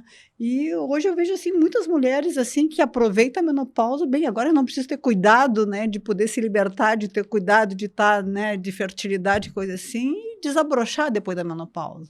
Então tem que ser muito trabalhada a mentalidade nesse momento, né? E evidentemente que a menopausa vai ter muito mais sintomas, vai ter muito mais... vai piorar muito mais a saúde da mulher se a mulher não tiver um estilo de vida saudável, né? Então, tu pode minimizar isso aí com exercícios físicos, com cuidados, com a questão do mindfulness, né, de aprender a controlar teu estresse, a te dar direito de ter pausa, te colocar em primeiro lugar. Acho que isso é uma das coisas fundamentais que as mulheres não valorizam isso, né? Então, eu digo assim, a mulher cresceu, foi para o mercado de trabalho, mas como tu disseste, mas não abriu mão das outras coisas, então, nossa, é aquela mulher que tem 500 mãos. Só 500... somaram coisas, né? Não trocou, somou. E a mulher tem que aprender isso, a dividir, né? Já que saiu para o mercado de trabalho, dividir coisas com o marido, com os homens, assim, e eles, né? E os homens estão aprendendo também, porque acho que uma mulher valorizada é muito melhor, né? E um homem valorizado que são parceiros, né? São cúmplices, né? Pro seu projeto de vida, assim. Você percebia, né? Quando você fazia mais consultório, que a mulher, quando entrava na menopausa, ela apresentava mais alterações relacionadas, sei lá, humor, ansiedade, pânico, depressão, coisas assim. Você conseguia fazer essa leitura muito bem feita? Muito. Né? Tanto a questão, né? Lógico que tem uma ruptura, né, dos hormônios, simplesmente cessam, e acho que esse cessar, né, porque o homem também tem a andropausa, mas a menopausa é drástica, assim, chegou um corte, aqui, né? E deu. Né? Então, acho que isso aí é muito assustador. Eu tinha muito medo da menopausa também, assim, eu tinha medo de perder libido, medo de engordar, e eram as coisas que estavam acontecendo antes de eu tomar a rédea da minha vida de novo, né? Isso é muito comum. Então, as mulheres já vão achando que vai acontecer e a mente é poderosa, né? Samuel? Aquilo que a gente pensa, acontece. Né? Enquanto eu pensava que eu estava com medo de ser aquela prima da minha mãe, gordinha, obesa mórbida, eu estava indo para aquele caminho. No momento que eu comecei a entrar em contato comigo, a mentalizar assim, a mulher que eu queria ser, eu consegui me tornar a mulher que eu queria ser. E não é palpável, então as pessoas não acreditam muito nisso, né? No poder do pensamento, tu te apoderar daquela tua frequência, daquilo que tu pensa. É uma coisa muito forte, mas é difícil, as pessoas não acreditam, né? Que muitas vezes é aquela coisa no concreto, só que, né, uma pílulazinha mágica, né? Eu quero uma pílulazinha mágica que vai resolver isso, eu quero uma pílulazinha mágica que vai acontecer aquilo, né? E não, acho que a tua saúde é questão tu precisa te esforçar para tu ter saúde, né? Não é de graça, né? Agora, depois que tu conquista uma energia, como tu nunca tivesse antes, meu Deus do céu, não tem como voltar para trás. Então, e é difícil também, porque quando tu vai ter uma alimentação saudável, né? Todo mundo, com certeza, tu já sofreu isso, Pierre, eu sei que sim, né? Todo mundo quer te tirar daquele espaço, né? Você não serve mais para pertencer. Não, e eu me lembro claramente de uma era uma assistente, né? Uma técnica de enfermagem, que ela chegou, um doce, né? Quando lá no CAPS tinha os aniversários, aqueles bolos cheios de glacê, de coisa assim, né? Então, um pedacinho, doutora. Eu disse, não, obrigada. Mas só um pedacinho, só exagerada, né? Só um pedacinho não vai fazer diferença nenhuma. Daí eu disse para ela assim, tá, se eu te der um pouquinho de veneno de rato, tu topa? E ela disse, olha, doutora, lógico que não. Não, mas um pouquinho tu não vai morrer, não vai acontecer nada. Daí ela, ai, doutora, pois é, para mim o açúcar é veneno, então eu não vou botar um pouquinho de veneno dentro de mim, só isso. Daí ela era bem gordinha, né? E agora ela está bem, eu vi as fotos dela, ela tomou jeito, porque eu vi no Instagram dela que ela deu uma enxugada bem boa, assim. Talvez aquele dia ali caiu a ficha. Às vezes a gente precisa ouvir alguma coisa assim, mais impactante, né? Mas isso é verdade que você falou. As pessoas elas têm muito dessa questão de aceitar que a sociedade determine o que é bom ou o que é ruim para ti. Né? Por exemplo, no Brasil, maconha não pode. No Uruguai pode. Então aqui não fumaria, lá fuma, tá tudo certo, né? No Catar, bebida alcoólica não pode. Então lá ninguém bebe, tá tudo certo. Aqui, bebida alcoólica é meio socializar, deixar você menos introvertido. Então todo mundo bebe. Até quando a gente vai viver esse movimento de emburrecimento coletivo e deixar que a sociedade determine o que eu devo e o que eu não devo fazer, né? E assim, uma coisa muito importante, né? Quando a mulher chega nessa fase da menopausa, os hormônios começam a cair. O que acontece com a matéria-prima? O organismo começa a produzir a matéria-prima, que é o colesterol, né? E aí, automaticamente, a pessoa, quando desavisada, quando olha o exame e vê aquele colesterol elevado, ela... Vou morrer, preciso de um remédio para baixar o colesterol. Então, aí ela fica sem matéria-prima para produzir o pouquinho de hormônio que o organismo dela ainda precisa. Já decepa tudo, né? Exatamente. Ao invés de olhar os hormônios que estão baixos e talvez fazer uma reposição adequada. Não, e acho assim que uma das coisas importantes assim, é a desconexão que a gente tem com o nosso corpo. Né? De poder observar, assim, né? Eu comi uma coisa, me fez mal, ou estou inchada. O que foi que aconteceu? Por que isso aconteceu? Né? As pessoas não prestam atenção. Então eu tô com azia, vai lá, toma um sal de frutas e resolve. Tô com dor de cabeça, mas olhar por quê, a história, o que aconteceu que tu tá com essa dor de cabeça, o que aconteceu que te deu essa azia, o que tu comeu que te deixou mal. Então, essa conexão que eu acho que, eu sempre digo assim, né, que a gente precisa aprender a conversar com o nosso corpo. Né?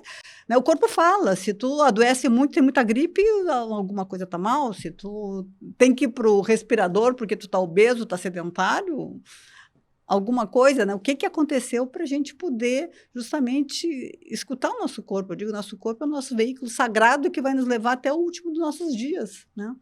E como as pessoas assim cuidam mais do carro, né? Ninguém bota a gasolina estragada dentro do carro. Mas quando para abastecer no posto e que fala pro frentista, botar ali uma gasolina aditivada, a pessoa desce do carro, dá um pulinho na loja de conveniência e come um pão de queijo. O carro tá ali com a mangueira enchendo de combustível bom. Né? Com propriedade de combustão. Mas lá dentro o cara vai lá e come algo que não tem a menor capacidade nutritiva e ao mesmo tempo tá inflamando. Não, e carro dá para trocar, né? Exatamente. Você vai ter que viver dentro desse teu carro aí até o fim da vida, né? Sem essa capacidade de trocar ou dar upgrade, né? Mas é que aí a gente já entra numa questão muito complexa que envolve a dependência química por certos alimentos, né? Que é muito negligenciado. As pessoas não enxergam o açúcar como uma droga. E quando a gente fala assim, chama de droga, a gente é taxado por radical, né? Ai, mas você fala assim, é um certo exagero, né? Eu não acho exagero, porque eu lido muito com obesidade e vejo que meus pacientes são dependentes Com químicos. certeza. A primeira vez que eu vi isso, também achei que era exagero. Ai, meu, açúcar, viciar, que coisa absurda. Hoje me deu conta assim, que eu tinha compulsão alimentar, tudo era decorrente do vício ao açúcar.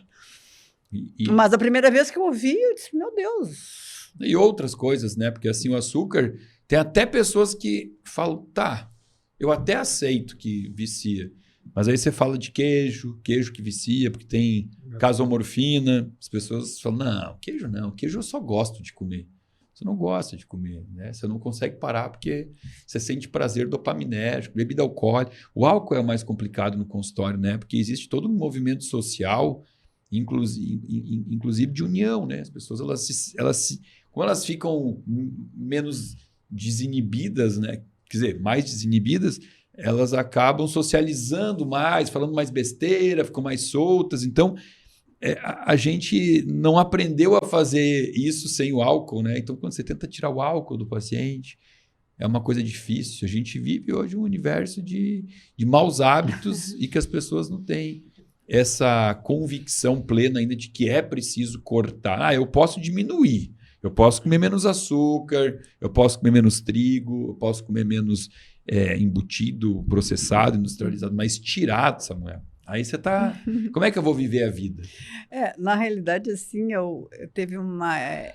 Bem, eu fiz tratamento com nutricionista, com endocrinologista, coisa assim. Eu dizia assim, olha, tudo bem, tu faz aí, mas coloca uma cervejinha, aquela 250 ml no final, que tá tudo bem. E era o que eu fazia. E ela topava. E eu achava que estava tudo bem, aquela coisa de contar caloria, né? Só que caloria podre, vazia, né? Nossa! E hoje eu vejo assim, né? O que acontecia? Não adiantava nada, né? Eu até emagrecia um pouco, engordava tudo. O corpo que está desnutrido, ele não aceita o emagrecimento, ele reage, né? Daí te dá mais fome ainda, porque o corpo está precisando de algumas coisas. Mas você tinha o aval da nutricionista para beber, tudo que as pessoas querem, que o nutricionista assina embaixo, exatamente. Né? E daí uma vez ela me disse assim, olha, tu, Beth, até com um grão de arroz tu vai engordar. Então, tá, meu destino, né? Você gordinha, velhinha aceitou gordinha. O destino. Nossa. Isso é uma das coisas que a gente hoje ainda lamenta muito, que é o modelo pelo qual as universidades de nutrição estão formando profissionais, né, nutricionistas, assim, com esse conceito lá retrógrado da contagem calórica. Algumas cadeiras, tipo nutrigenômica, nutrigenética, né, que deveria ser o foco do curso de nutrição, representa lá uma cadeira de 10 créditos. O nutricionista sai de lá sem entender muito bem o impacto do nutriente no código genético humano, e a gente encontra... Quantos pacientes chegam para nós com aquelas dietas que tem lá assim, queijo ricota lac free, refrigerante zero, pão integral 14 grãos, blanket light... Não, é assim, ó, tem uma funcionária... uma pessoa que fez a cirurgia bariátrica que está prescrito pelo nutricionista pãozinho torrado com geleia. Só um pedacinho, né? A guria já está sem o estômago lá, né? Ainda dá uma porcaria para a guria comer lá, as dietas de hospital. Daí a gente nem entra nesse mérito, porque eu acredito que o que deu no hospital é para tentar ver se você fica um pouco mais no hospital, né? Meu Deus do céu, enlouquecedor. Ficar lá, porque é deprimente. Faz uma cirurgia, o que dão para você se recuperar é tudo menos nutriente, né? É tudo comida vazia. Não, e assim, a gente tá falando nutricionista, mas não é nem a culpa delas, né? A questão de uma educação que tem, assim, também os médicos. Eu vi um colega meu que teve câncer, se curou do câncer e bebendo, comendo pão, comendo um monte de coisa, aqueles batata frita, tudo frita, aipim frita, essas coisas assim. E eu disse, meu Deus do céu, cara, tu quase morreu, te salvou, aprende. Não doeu o porra. suficiente. O pior é tu receber um paciente oncológico e tu falar para ele, vamos seguir agora uma dieta, né? Tu não pode comer produtos industrializados, o açúcar alimenta o câncer, tudo aquele papo, né? E aí chega... e aí, como é que foi? Não, parei com tudo, continuei normal porque me falaram que isso tudo é bobagem. Meu oncologista falou que eu já estou num nível de estresse por causa da doença. Se eu for me estressar ainda mais com uma dieta restritiva, eu vou piorar, que eu tenho que comer e ser feliz, né? Até água, hidratação intensa ajuda nos efeitos colaterais da quimio. Mas é tão banal que ninguém vai falar. Pierre, mas já que a gente tem aqui o nosso cocô, aqui, o nosso mascote, que representa o nosso intestino, essa questão da alimentação, né? A pessoa, essa que você deu o exemplo aí, que ela não... Na verdade, ela não seguiu o teu conselho, ela voltou a comer as porcarias. Não é porque o médico falou para ela que... isso não faz diferença. Tudo bem, também isso pesou. Mas ela voltou a comer porque ela tem essa necessidade de colocar aquilo para dentro, né? E é ela que escolhe isso? Na verdade, conforme o hábito alimentar das pessoas vão fazendo com que as bactérias vão crescendo ou morrendo, né? Tu vai o intestino, tu vai alimentando as bactérias que vão ajudar na tua digestão, né? Então, se tu comer mais doce, as bactérias que digerem doce vão ficar mais prevalentes no teu intestino. E elas vão criar uma química que vão te induzir a buscar o alimento que as façam crescer. Né? Todo o ser vivo ele tem um instinto de sobrevivência. Então, automaticamente, não é tu que decide teu alimento. São as bactérias que te fazem buscar o alimento para que elas consigam crescer. Ou seja, a gente não tem nem capacidade de escolher a própria comida. Você acha que está escolhendo, mas são a população dos trilhões de bactérias intestinais, né? Eu uso um exemplo muito, muito, muito interessante, que tem um verme que ele utiliza o caracol como hospedeiro. Então, ele vai no caracol, o caracol, no seu habitat natural, ele costuma fugir do seu predador, que é o pássaro. Só que quando esse verme entra no caracol, ele se aloja bem no olho, então ele fica dismórfico, assim, o olho dele fica estranho. E fica ali o verme. E ele consegue modificar o pensamento do caracol para que ele vá para cima de uma árvore para virar presa do predador, para continuar o ciclo. Ou seja, ele tem capacidade de modificar o hábito do caracol, o comportamento. Aí fala o Dr. Pierre veterinário. O veterinário agora comentando a respeito disso. Né? E aí o pássaro vai lá, come o caracol e o verme consegue seguir o ciclo dele de novo. Olha. Então, assim, a capacidade que os seres têm, né? Os micro-organismos têm de, inclusive, criar uma química que nos influenciam nas nossas vontades e a gente nem sabe disso. Maravilhoso. Que bate-papo bom que tá esse aqui. Ô, Beth, conta um pouquinho para nós, que eu sei que você vai lançar uma turma nova agora do teu curso, não vai? Vou sim, Samuel. Assim, já estou preparando, trabalhando bastante, assim, né? Agora em março, né? Eu vou fazer algumas semanas de aquecimento, 2 semanas de aquecimento, vou fazer lives todos os dias, sempre abordando essas questões de saúde, do emagrecimento, né? Porque o meu foco, assim, é retirar as células vampiras, que são as células gordurosas, que são as células que são células que realmente... inóspitas. Transmitem, né? São células que transmitem... São consideradas hormonais, né? Que provoca inflamação no corpo. Então, eu digo, o foco seria o emagrecimento, que é a pontinha do iceberg, mas assim é muito mais além do que emagrecimento, né? É a questão de tu buscar uma vida saudável, uma vida plena, né?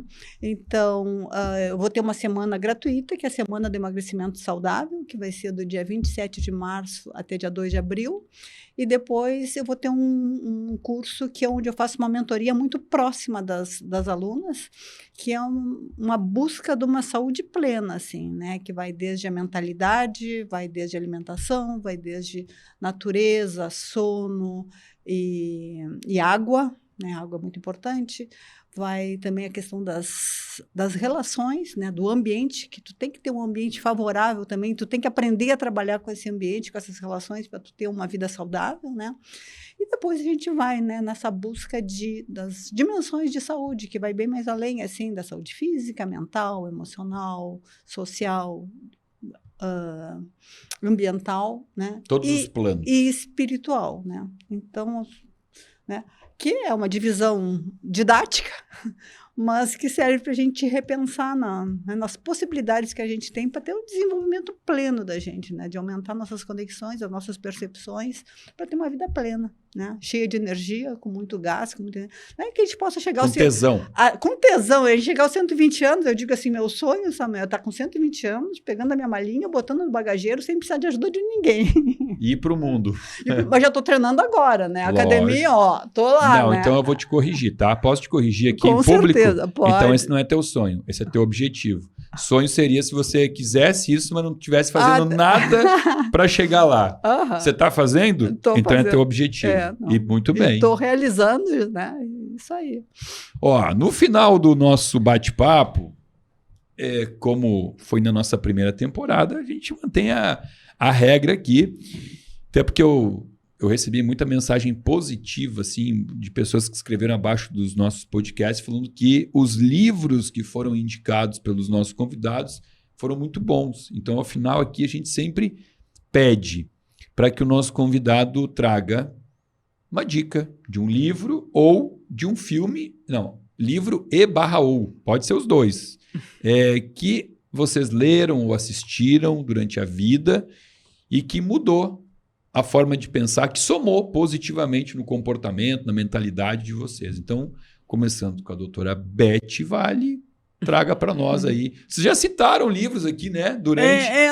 Na realidade, esse livro foi realmente transformador, assim, né? Da questão do rejuvenescimento, né, que é O Segredo Está nos Telômeros, que é da Elizabeth Blackburn, que ganhou o Prêmio Nobel, e que traz assim, a possibilidade da gente rejuvenescer simplesmente alterando alguns hábitos, alterando o estilo de vida para tu chegar, né, numa plenitude, numa energia que tu nunca conquistasse antes. Vou te dizer, Samuel, aos 70 anos eu estou melhor do que nunca tive. Coisa boa, adoro ouvir isso. Né? Então, assim, né, Pierre? Verdade. E um filme? Tem um filme? O filme que também foi muito chocante para mim é um documentário, né? Tá tudo relacionado. É a palavra ser, The Word Ser, né? Que é um documentário que eu acho que todo mundo vale a pena vocês assistirem, porque realmente é transformador e é chocante, né, Pierre? Eu e o Pierre, a gente assistia esses filmes todos assim, esses documentários, a gente assistia juntos também. Coisa linda. Mãe e filho. Vários. Não, vários filmes, vários documentários, a gente se reunia e ficava assistindo juntos. Vários. E você, Pierre? Livro e filme?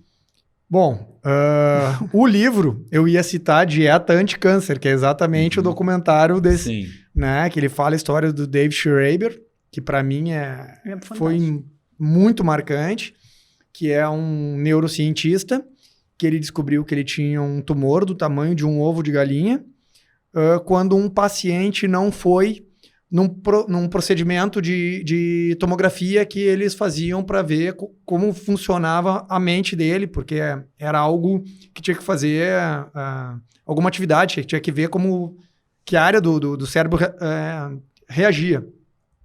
E aí um paciente não foi, ele entrou dentro da máquina. E aí, ou seja, não tinha tumor nenhum, não tinha nada. E o colega dele, que fazia parte do projeto, olhou e falou, opa, peraí, volta de novo. E ele falou, olha, aconteceu alguma coisa aqui, eu não sei, acho que tá errado, acho que tem algum artefato, acho que... Mas parece que tu tá com um tumor ali, alguma coisa do tipo. Bom, e ele fez todos os processos, fez todos os procedimentos, acho que fez até cirurgia, se eu não me engano, e o tumor voltou. E toda vez quando ele perguntava para os médicos falavam assim, tá, mas o que que eu faço? Ele, não, segue tua vida. Tá, mas o que que eu tenho que deixar de comer? Nada, tudo igual. E ele manteve a vida e o tumor voltou 6 meses depois. E aí fez o procedimento de novo, fez quimioterapia, agora não me lembro direito, fez radioterapia também. E aí ele falou, não, certamente eu tô criando um ambiente que é benéfico para o câncer crescer. Terreno biológico bom. Exatamente. Bom pro câncer, né? Alguma coisa eu tô fazendo. Né? E aí, desde então, ele começou a modificar os hábitos, começou a ver populações, né? Viu que na Índia, no Oriente, tinham menos casos de câncer, e viam que quando eles iam para o Ocidente, piorava os casos de câncer, e começou a ver as alimentações, começou a estudar os telômeros, começou a ver, né, o que no nosso estilo de vida deixava um ambiente propício ao desenvolvimento do câncer. E aí ele começou a mudar o estilo de vida dele, e o câncer que ele tinha era o neuroglioblastoma multiforme, que é o grau 4, é o mais agressivo. A morte dele é muito rápida, 6 meses, e olhe lá, ou antes disso, 3 meses, ou coisa do tipo. Ele durou 20 anos. Né? Então, e ele foi na televisão, no documentário fala muito, ele indo na televisão e os médicos acabando com ele, criticando ele, falando que não tinha relação, aí ele mostrando a relação da indústria alimentícia com o tabagismo, que o tabagismo, quando parou quando realmente ficou relacionado o tabagismo ao câncer, eles compraram a indústria dos alimentos. Então, assim, ó, é bem interessante esse filme, vale muito a pena ver. E vale muito a pena ler o livro, porque o livro dá detalhes também, dá listas. É, bem mais legal, né? É, exatamente. Bom, e livro e filme... Agora já até me perdi, né? Porque eu estava falando do livro. E filme, eu gosto muito de um filme, só que esse filme só tem no YouTube. Eu nunca achei ele em outro lugar, que é Mundo Interno, Mundo Externo. Que é uma relação, né, energética de como o nosso organismo consegue, através do meio interior, virar o mundo externo, e como o mundo externo interfere no interno. Né? É um filme ou é uma sériezinha? É uma sériezinha de 4. 4. Maravilhoso, maravilhoso. Exatamente. Isso para mim foi muito... Mas assim, ó, é difícil. A gente viu várias vezes, né? É difícil. Cada um tem um ponto de vista, tu tenta entender, tu tenta pegar. Eu tentava pegar o que a mãe entendeu para ver o que eu entendi. Até no teu curso, uma vez, o Gabas. Gabas. O Gabas começou a comentar, e eu falei, eu tinha entendido de uma outra forma essa interpretação que tu tá tendo agora. E aí me deu um insight bem bacana, assim, a respeito, e eu vi que ele falava exatamente sobre, não sobre o filme, mas sobre as experiências que também o filme acaba explicando. Então, para mim, é muito marcante esse filme. É bem bacana, já assisti também e tive essa mesma experiência. Dá para entender de vários jeitos, né? Não existe algo, uma visão única. Cada vez, cada momento de vida, tu consegue entender de uma forma diferente. Impressionante. Muito bem, já temos aí vídeos, livros para as pessoas comprarem, assistirem. E assim, gente, como tudo que é bom, chega a hora do final, né? Mas não é o final, porque a gente vai reciclar, vai trazer de novo os convidados, porque tem pessoas que passaram por aqui e que foram intimadas pelo nosso público a voltarem. Então, tenho certeza que vocês vão estar aqui de novo nessa mesa comigo. Eu sempre via o programa do Jô, né? Daí eu ficava esperando para ver se a plateia tinha gostado. Cara, A gente não vai ter a plateia aqui, mas eu tenho certeza que em casa eles estão pensando, podia ter sido maior, né? Exatamente. Bom, mas a gente vai ter a segunda edição aqui depois, trazendo vocês, ou juntos, ou separados. E o Adriano, ele organiza isso daqui. Eu quero agradecê-los. Eu sei que a Beth veio de Gramado, né, para vir participar aqui. Não foi tão fácil como só sair. O Pierre veio de casa aí, pegou um pouquinho de... Quantos quilômetros aí? Pertinho, né? Ah, bem pertinho.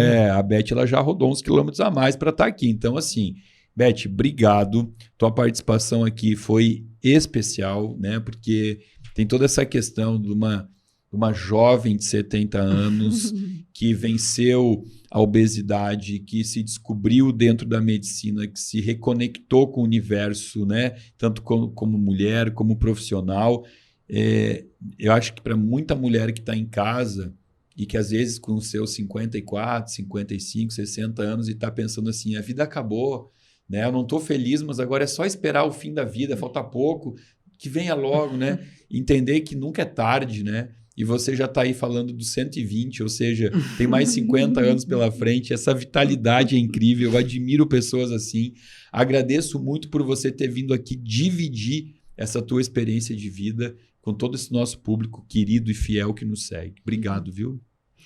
Bem, eu que queria agradecer, né, Samuel? Tu sabe que eu te admiro muito, né? E te admiro, assim, como médico maravilhoso pela tua capacidade de transmitir, assim, lá na bioquímica daquela, né, das formulazinhas lá dentro daquela célula, que eu acho fantástico. Mas muito mais do que isso, né, Samuel? Assim, eu te admiro muito como pessoa. Essa tua generosidade, a tua generosidade de distribuir conhecimentos, a tua generosidade de trazer as pessoas para cima, sabe? Te acho uma pessoa incrível, né? E gratidão por tu ter me convidado. É uma honra muito grande estar aqui contigo, né? Eu e Pierre, assim, a gente sempre, né, te coloca num lugar assim muito especial e com muito carinho. Muito obrigada. Aí, ó, encheu os olhos d'água aqui. Sou emotivo, não fala assim comigo, não. Obrigado, meu amor. Obrigado pelo carinho que você sempre prestigiou meu trabalho, meu conteúdo. Quando eu abri o curso, que vai ter, né? Vai ter mais edições. Esse ano a gente não abriu a segunda edição do curso. Estou esperando. Você foi a primeira a se inscrever no curso lá, correu se inscrever, participou, não faltou uma aula, uma aluna de primeira cadeira. Obrigado, viu? Por prestigiar, por valorizar o meu trabalho. Pierre, obrigado por ter vindo participar aqui do podcast e muito obrigado por ter aceito fazer parte do grupo de médicos da Clínica da Adelaide. Você tem uma missão, assim, já fiz uma live com o Pierre. Não tem como pôr, não, né? O link aqui daquela live?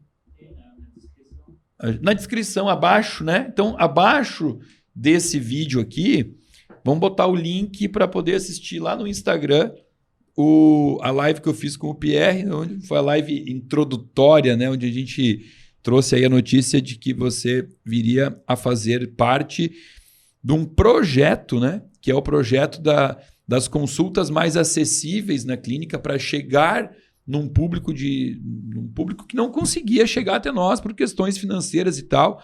A gente bolou uma maneira, né, de fazer um trabalho 100% online, mais enxuto, com menos vantagens, né, aquela questão da nutricionista junto e tal. A gente deu uma enxugada porque muitas pessoas escreviam e para nós era muito triste ler aqueles depoimentos assim, olha, eu acho muito lindo o trabalho de vocês, mas infelizmente não é acessível financeiramente para mim.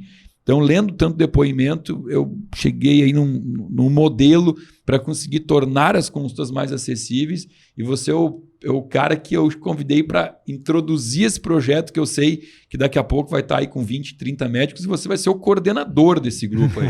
O primeiro, ele tem que ter a meritocracia, né? Pô, é o mínimo. Você vai ser o coordenador. É o que está desbravando essa nova modalidade, né? Então, obrigado, cara. Gratidão mesmo, viu? Cara, eu que agradeço demais, né? Porque, querendo ou não, tu também é um elo de ligação entre eu e minha mãe, né? Então, assim, tu fez a gente se unir mais ainda, né? Tendo mais percepção do nosso propósito.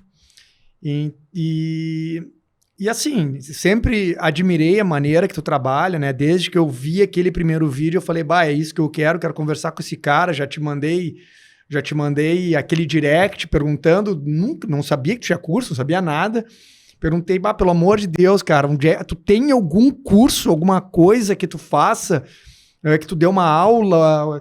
Daí tu falou assim, olha só, por sinal, eu acabei de fazer. Eu falei, não acredito. Daí quando mandei pra mãe, a mãe, não é verdade isso. Então, essa simplicidade, essa maneira fácil, né, simples, esse contato simples que tu tem com as pessoas, que tu teve comigo, com a minha mãe, né, inclusive após ter conhecido a maneira que eu trabalho, ver que é bem semelhante à tua, de ter me chamado para trabalhar contigo, né, isso me faz cada vez mais te admirar, valorizar o cara que tu é, e que a gente vê que não é à toa, né? É só tu ver o ambiente do teu trabalho, né? Desde das secretárias ao todo o conjunto do pessoal da saúde, a maneira que tu trata, o carinho que tu trata, o respeito que tu trata, é diferenciado. É a minha casa, né, cara? É a minha família. Não, é diferenciado. O ambiente lá, o cara chega, já parece que tá...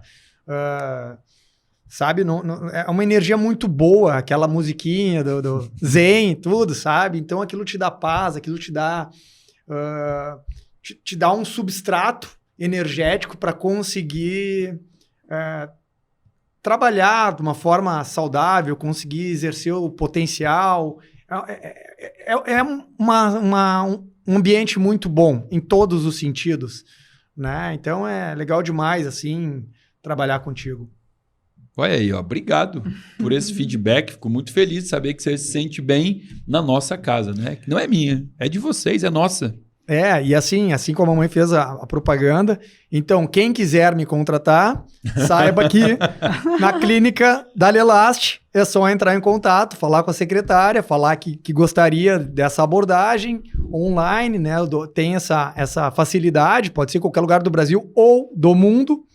Então, a gente tem essa facilidade que a pandemia nos trouxe esse novo recurso. Então, quem quiser aí, tá aí, só contratar. Dr. Pierre. E gratidão pela... Que isso, gratidão toda minha. Por me fazer parte da tua família aí. Então, além de agradecer vocês, eu tenho que agradecer também o meu público que ficou aqui até o final, mesmo que tenha assistido na velocidade 1.5, 1.7, 85, tá tudo certo, ficou até o final. Agradeço imensamente. Se gostou, por favor, humildemente pedimos o likezinho desse vídeo. Se não tiver inscrito aqui no canal, se inscreva e aciona aquele famoso sininho que vai entregar um aviso que toda semana entra conteúdo novo aqui nesse canal. Abaixo desse vídeo, você também tem um link que você pode acessar, se inscrever e passar a fazer parte de um grupo VIP de pessoas que recebem conteúdo gratuito e exclusivo toda semana aqui do meu canal. Pessoal, então nos despedimos e até a próxima.